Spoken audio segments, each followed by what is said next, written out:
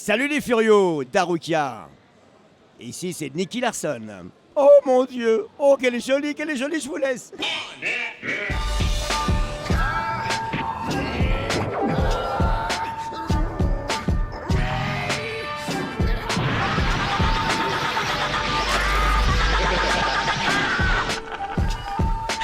Mais d'où cette fantastique connaissance et cette énergie peuvent-elles venir? Bonjour Jean-Christophe, Bonjour. président, organisateur de CNew. Exactement. Donc on voulait, nous, chez Arokia, vu qu'on fait la promotion quand même de tout ce qui se passe en région, hors Paris, un petit peu en termes d'événements, on voulait un petit peu que tu nous expliques qu'est-ce que CNew, quels sont, entre guillemets, ses buts.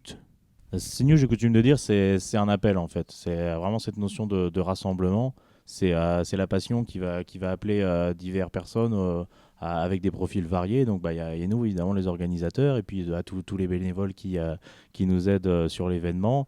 Il y a les exposants, et puis il y a évidemment les visiteurs. Et c'est vraiment ces trois types de profils qui vont aller se rassembler pour mettre à l'honneur des aspects culturels qui les passionnent.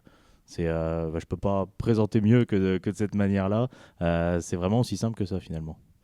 Non, c'est très bien. On voit chaque année qu'il y a un thème avec une attraction, on va dire, particulière. Cette année, c'est Resident Evil. Mais est-ce que dans un premier temps, tu peux expliquer qu'est-ce que c'est CNew et qu'est-ce que cette attraction en fait? Alors, déjà, CNew, c'est c'est une convention, on va dire, pour être parlé clairement, c'est une convention sur la culture japonaise, asiatique et sur les domaines de l'imaginaire. Et on est spécialisé dans les animations géantes. Ce sont des choses qu'on construit nous-mêmes de A à Z et qu'on imagine. Et effectivement, depuis 3 ans, on a une salle de 700 mètres carrés qui est dédiée à une animation géante.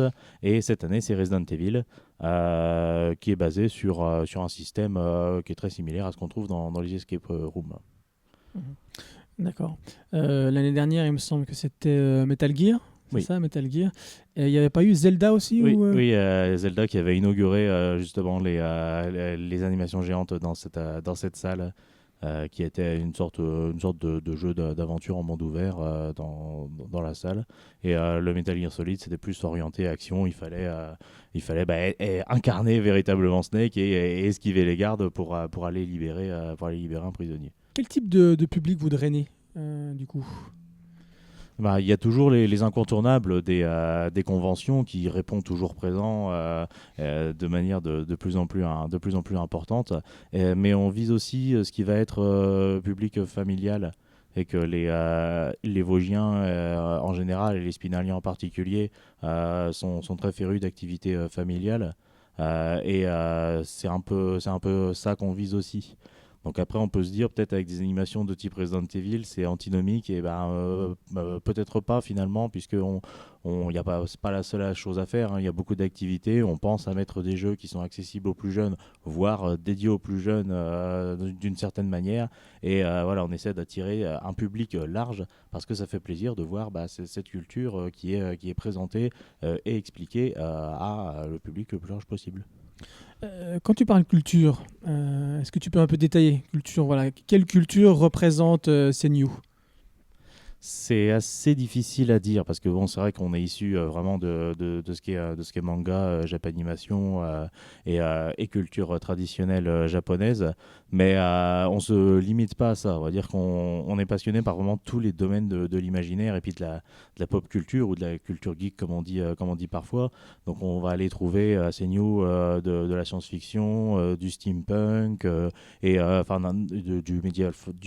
du médiéval fantastique, mais si on nous propose un nouvel univers qu'on n'a encore jamais exploité parce qu'on n'en avait pas connaissance, choses comme ça, on ne se limite pas. Hein. Tout ce qui est production de l'esprit, on va dire, et qui peut passionner les gens, nous intéresse.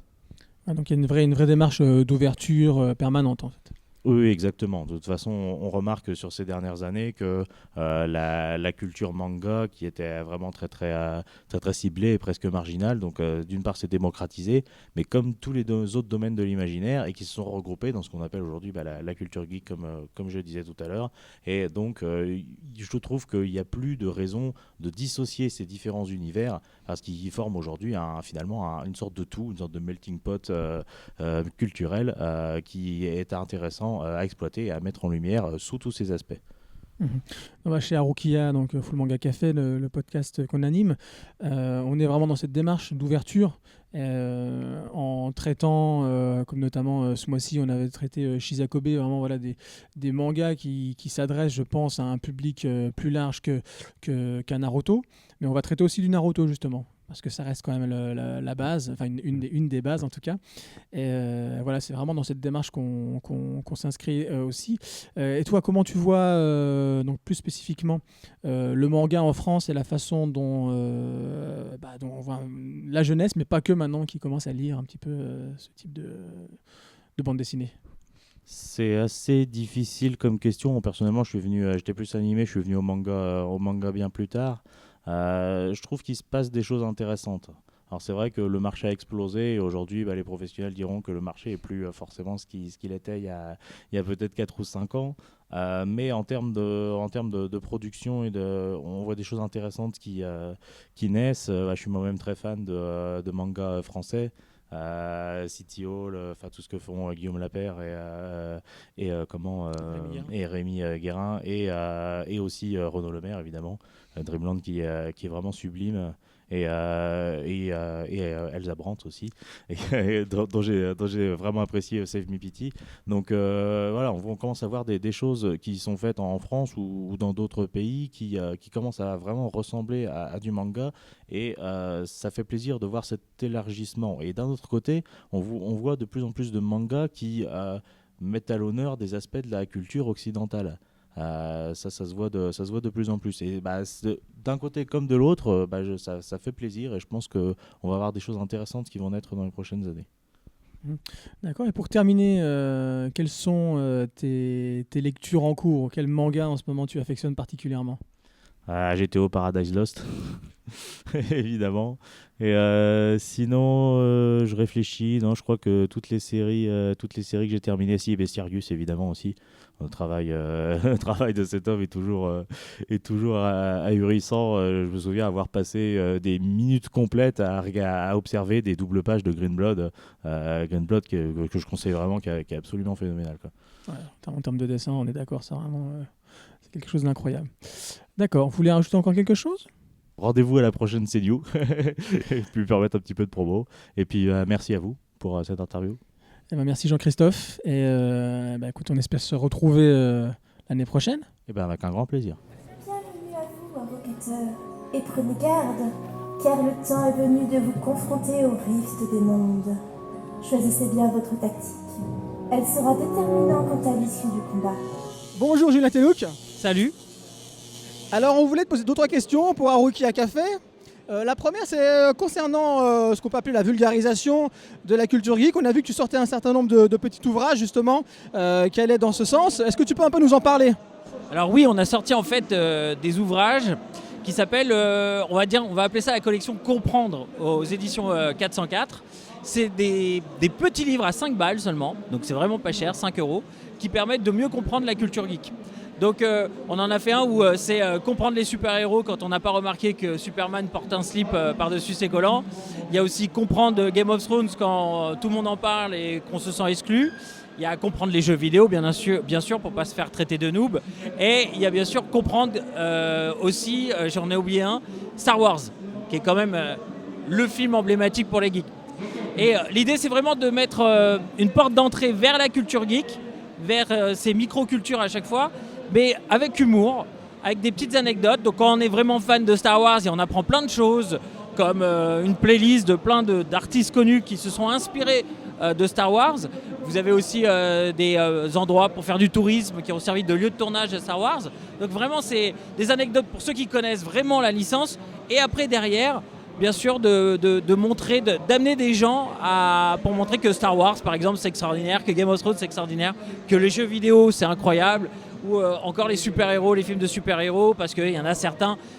Et en fait il y a plein de gens, ils se considèrent comme geeks, ils disent voilà moi je suis fan de Marvel, mais ils n'arrivent pas à s'y retrouver avec Justice League, DC Comics, Marvel et compagnie. Donc du coup en fait on essaye de mettre tout à plat de façon simple, et d'expliquer aux gens quelles sont ces cultures geeks. Parce qu'aujourd'hui, moi je pense qu'il y a une gaming culture, il y a une geek culture qui s'est installée en France. C'est générationnel parce qu'avant on était 10% de la population à jouer aux jeux vidéo et à regarder des mangas. Et là en fait on est beaucoup plus maintenant, parce que tous ceux qui malheureusement n'ont pas connu la Game Boy ou n'ont jamais joué à la Game Boy, ils nous quittent, ils sont en train de mourir. Et en fait plus tard, toi, moi, on va tous être les grands-pères et grands-mères de demain. Donc ça veut dire que plus tard, les grands-mères et les grands-pères, ils vont jouer avec leurs petits-enfants et ils diront hey, tu te rappelles, moi j'ai connu la PS4. Et là, les gamins ils diront laisse tomber, moi je suis en réalité virtuelle, en train de faire le nouveau Dragon Ball Super Alpha de ta mère. Donc voilà, nous on essaye en fait de devancer tout ça et d'essayer de convertir le monde à la culture geek. De façon générale, on peut dire que, alors je ne vais pas utiliser le terme croisade, mais depuis toujours, de toute façon, pour ceux qui te suivent sur Game One et autres, c'est vrai que voilà, tu as toujours voulu ouvrir la culture geek, et en particulier la culture jeux vidéo un peu à tout le monde. Oui, depuis le début, en fait, c'est la volonté. En fait, à un moment donné, je me suis rendu compte, quand j'ai commencé sur Game One, que j'étais avec ma copine qui n'était pas du tout fan de jeux vidéo, et quand elle regardait Game One, elle me disait « je comprends rien ». Il parle de MMORPG, RTS, avec du crafting. Elle ne comprenait pas. Donc, je me suis dit, déjà sur Game One, il faut simplifier le discours, parce que les gamers purs et durs, quoi qu'il arrive, soit ils regardent, soit ils vont consommer quoi qu'il arrive. Mais il y a plein de gens qui ne vont pas forcément consommer, et là, il faut s'ouvrir à eux. Et après, le monde a fait que le monde est devenu plus geek pour des trucs tout bêtes comme la Wii, la DS. Nintendo a beaucoup fait pour le jeu vidéo pour essayer de convertir les gens. Il y a des films qui sont arrivés au cinéma. Quand vous voyez World of Warcraft qui arrive au cinéma, c'est un truc tout con, mais voilà, ça convertit encore plus les geeks. Et après, vous avez des trucs qui sont arrivés dans votre poche en 2007 avec l'iPhone notamment.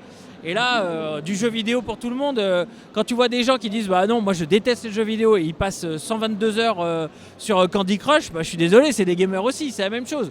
Candy Crush, c'est ni plus ni moins que les Tetris et Columns qu'on faisait quand on était jeunes. C'est juste qu'eux, ils ont un petit peu de retard au final, et ils consomment ça avec une autre temporalité.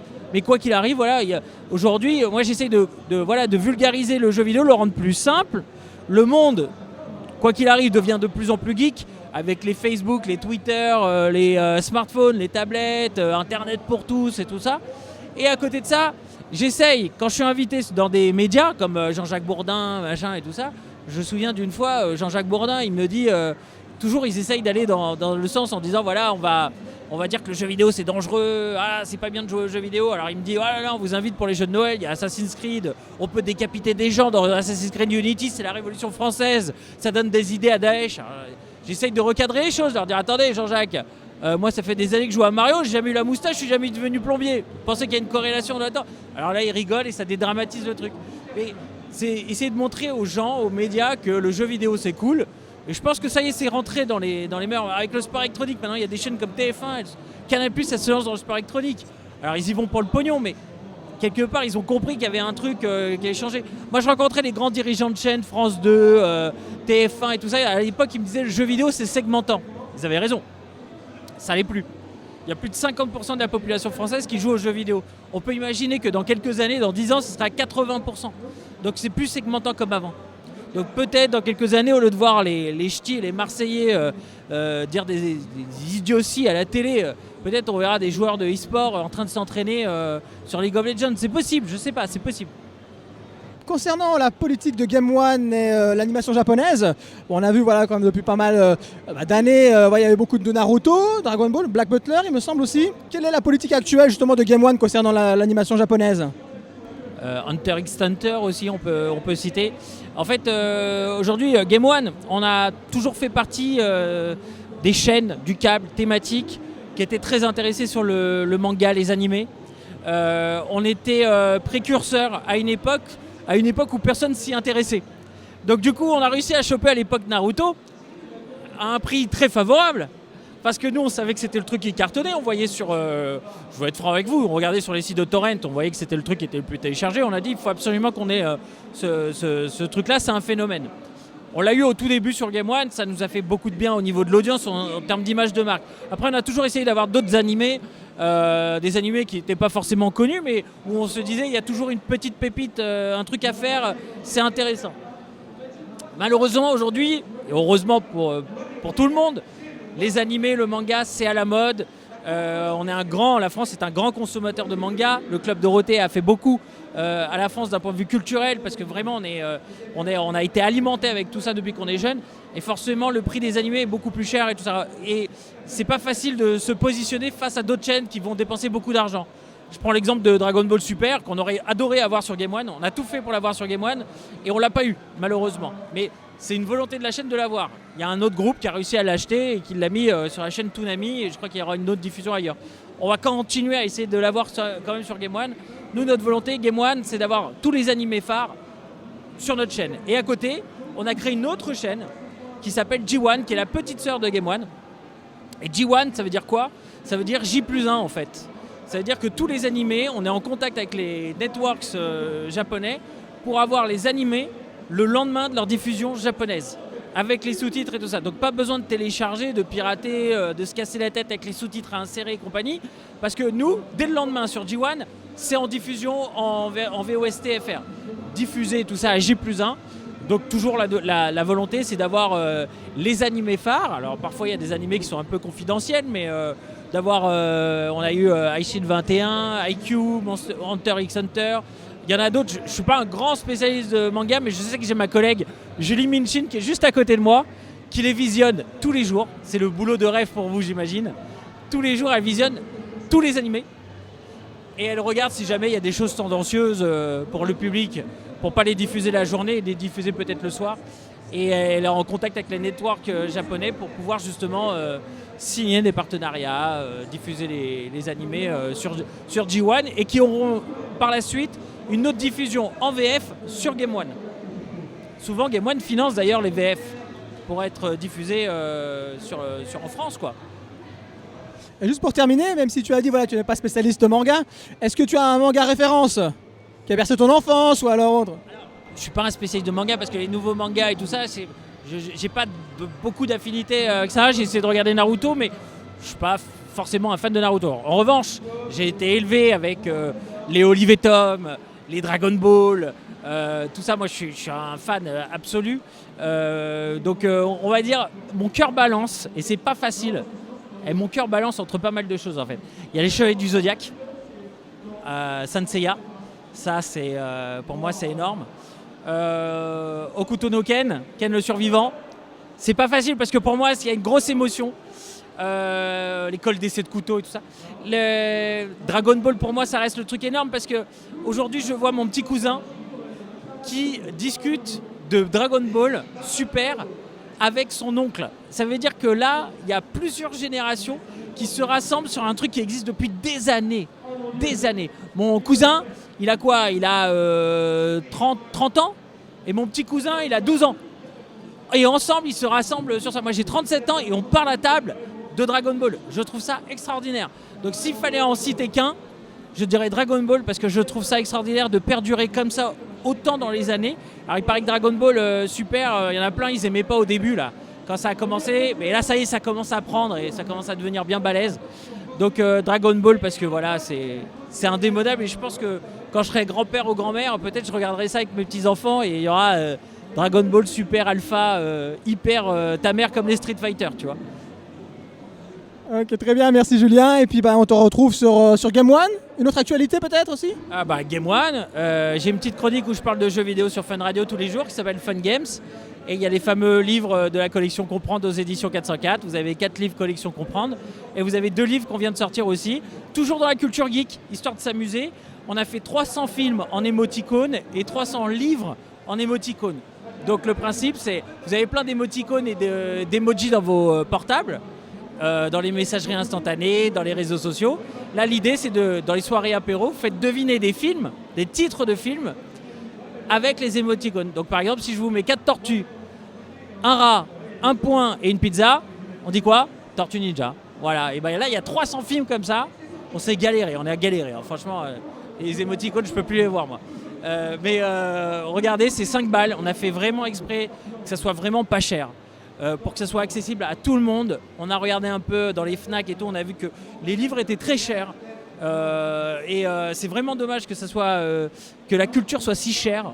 Moi j'ai vu des bouquins à 10 balles, 14 balles, 25 balles. Donc vraiment l'idée c'est de faire 5 balles le moins cher possible pour que on ne fait même pas ça pour l'argent. Hein. On fait ça pour se marrer, pour partager notre plaisir. Super. Eh ben, écoute, on te remercie Julien. Et puis bonne continuation.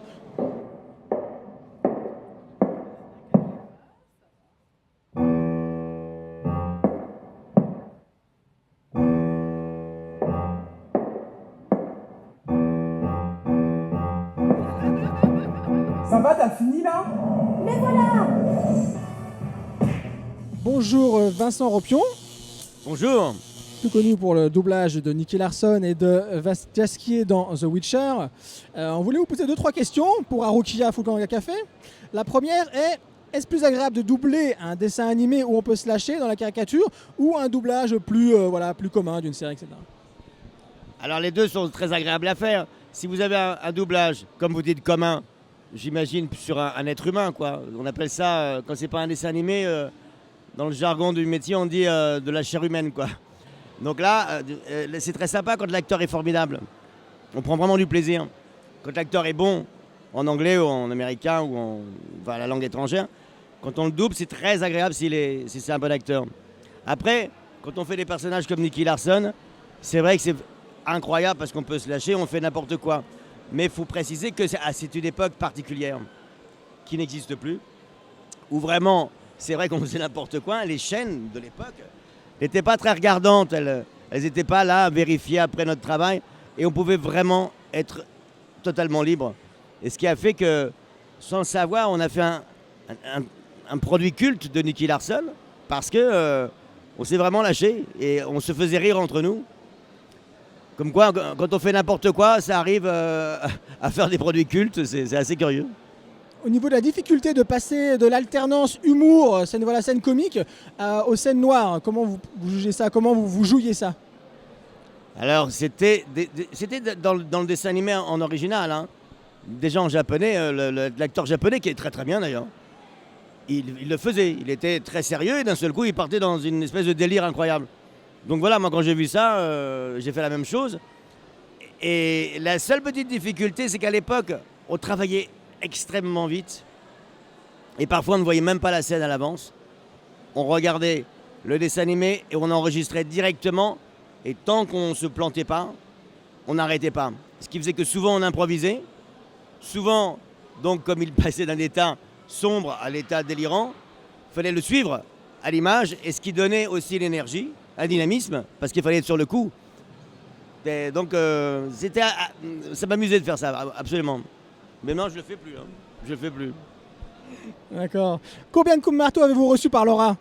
Ah, la massue, pas la massue, pas la massue. Parce que c'est ça, c'est la massue. Alors la massue, au départ, c'était écrit marteau. Il disait non, pas le marteau. Et c'est moi, alors je suis très fier de ça. C'est moi qui ai lancé, qui ai dit non, je vais changer. Pas la massue, pas la massue, pas la massue. Et c'est resté un truc, un gimmick assez... voilà, ma petite fierté, j'ai amené une petite pierre à cet édifice de Nicky Larson. Juste pour voir la différence de process justement entre le doublage de vidéo et le doublage d'un dessin animé. Oui, alors c'est très intéressant comme question. Bravo, parce que c'est totalement différent. Les jeux vidéo, vous savez, c'est des fichiers pour que le joueur puisse jouer et choisir la situation. Donc on a des milliers de fichiers à enregistrer. On est tout seul dans une cabine avec un micro et on a des fichiers, des phrases, des situations et on n'a pas de répliques. Il faut les répliques, on nous les dit avant, mais on n'a pas le comédien avec nous. Donc parfois c'est un peu tristouné. Et puis c'est surtout qu'il faut se mettre dans la situation sans pas beaucoup de base. Mais bon, en général c'est bien dirigé. Mais je me souviens un jour, j'avais doublé un jeu vidéo qui s'appelait Le Parrain 3, je crois, ou 2. Et après, j'avais vu le résultat. Et il y avait une scène où je parlais avec un autre personnage. J'étais juste à côté de lui et je parlais beaucoup trop fort. Et ça, on me l'avait pas dit. Et moi, je l'avais signalé. Mais pourquoi on ne m'avait pas dit que... Et eux ne peuvent pas savoir forcément la situation du jeu. Ce qui fait que parfois, dans un jeu vidéo, ça peut être mal fait. Il faut vraiment... moi, je suis pour que les jeux vidéo soient extrêmement bien faits par les comédiens. Parce qu'un joueur, il passe des heures et des heures. Et si c'est mal fait, il entend une voix qui peut être nulle pendant des heures et ça peut gâcher tout un jeu. Mais d'accord. Ouais, c'était un peu facile, mais bon. Allez, petite musique épique pour terminer.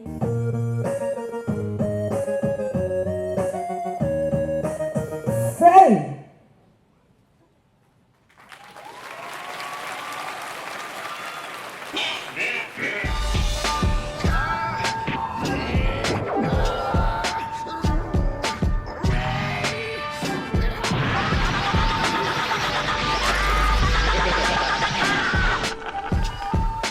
Mais d'où cette fantastique connaissance et cette énergie peuvent-elles venir?